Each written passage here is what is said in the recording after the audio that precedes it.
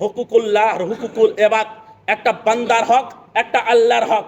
যে আল্লাহর হক আছে, আল্লাহ চাইলে মাফ করে দিতে পারে। রোজা করেননি, নামাজ পড়েননি, ঠিক মতো ইবাদত করেনি, আল্লাহ যদি দয়া করে কিয়ামতের ময়দানে আল্লাহ চাইলে আপনাকে সমস্ত গুনাহ মাফ করে জান্নাতে দিতে পারে, আবার না মাফ করে জাহান্নামে দিতে পারে। আল্লাহর ইচ্ছা। কিন্তু আল্লাহ বলছে, বান্দা শোনো, যদি কোনো বান্দা বান্দার হক মেরে খায়, ততক্ষণ পর্যন্ত ওই বান্দা যতক্ষণ পর্যন্ত ওই বান্দাকে মাফ না করেছে, আমি আল্লাহ মাফ করব না। আমার নবী মুস্তাফার হাদিস, আমার নবী মুস্তাফা বলছেন, এ আমার সঙ্গী সাথীরা শোনো, তোমরা কি জানো কিয়ামতের ময়দানে সব থেকে গরিব কোন ব্যক্তি হবে? কোন শ্রেণীর ব্যক্তিরা সব থেকে গরিব হবে?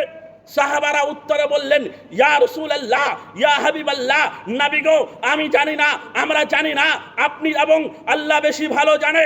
আমার নবী মুস্তাফা বললেন, এ আমার সঙ্গী সাথীরা, এ আমার সাহাবারা শোনো, আজ তোমাদেরকে জানিয়ে দিলাম, তোমাদের দ্বারাই জানানোর দ্বারাতে দুনিয়াতে সবাই জেনে নেবে। শুনে নাও, কিয়ামতের ময়দানে ওই কিছু ব্যক্তি হবে, তাদের কাছে নামাজ থাকবে, রোজা থাকবে, হজ থাকবে, যাকাত থাকবে, দান থাকবে, ভালো আমল থাকবে, তারপরেও জান্নাতে যেতে পারবে না।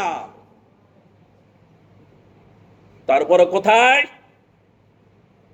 মুসলমান ব্রেনটা খুলিয়ে একটু শুনবেন। কোথায় যেতে পারবে না? জান্নাতে যেতে পারবে না। কিছু শ্রেণীর মানুষ থাকবে, আমার নবী মুস্তাফা বলেছেন, কিয়ামতের ময়দানে গরিব হবে। কেমন গরিব?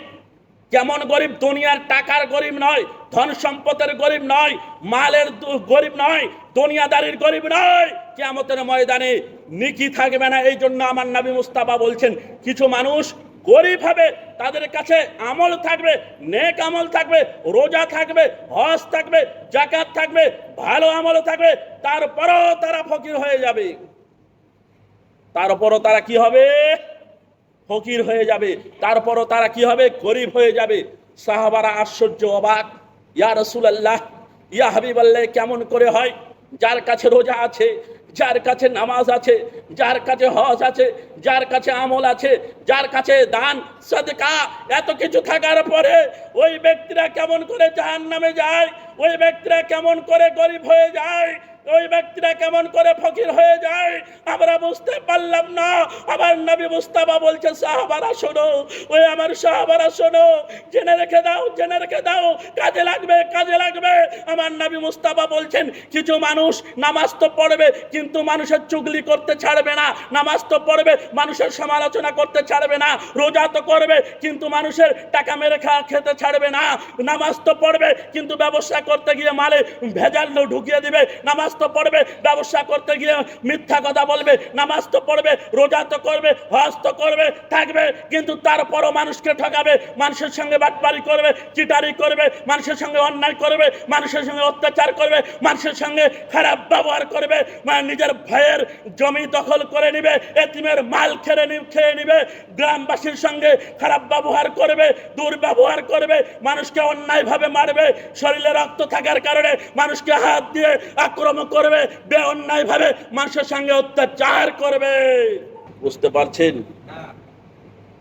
কি বলছি? আমার খানদানের কথা বলছি না, কানটা লাগিয়ে শুনুন। ঘোষ করেন, কোন নেতার পিছনে ঘুরছেন? কোন নেতা আপনাকে বাঁচাবে?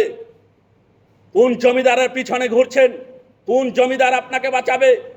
কোন পণ্ডিতের পিছনে ঘুরছেন? কোন পণ্ডিত আপনাকে বাঁচাবে? আমার নবী মুস্তাফা বলেছেন, শোনো, তাদের কাছে এতগুলো আমল থাকবে, কিন্তু কি করবে? মানুষের হক, হুকুকুল্লাহ আর হুকুকুল এবাদ, একটা বান্দার হক, একটা আল্লাহর হক। যে আল্লাহর হক আছে, আল্লাহ চাইলে মাফ করে দিতে পারে। রোজা করেননি, নামাজ পড়েননি, ঠিক মতো ইবাদত করেনি, আল্লাহ যদি দয়া করে কিয়ামতের ময়দানে আল্লাহ চাইলে আপনাকে সমস্ত গুনাহ মাফ করে জান্নাতে দিতে পারে, আবার না মাফ করে জাহান্নামে দিতে পারে। আল্লাহর ইচ্ছা। কিন্তু আল্লাহ বলছে, বান্দা শোনো, যদি কোনো বান্দা বান্দার হক মেরে খায়, ততক্ষণ পর্যন্ত ওই বান্দা যতক্ষণ পর্যন্ত ওই বান্দাকে মাফ না করেছে, আমি আল্লাহ মাফ করব না।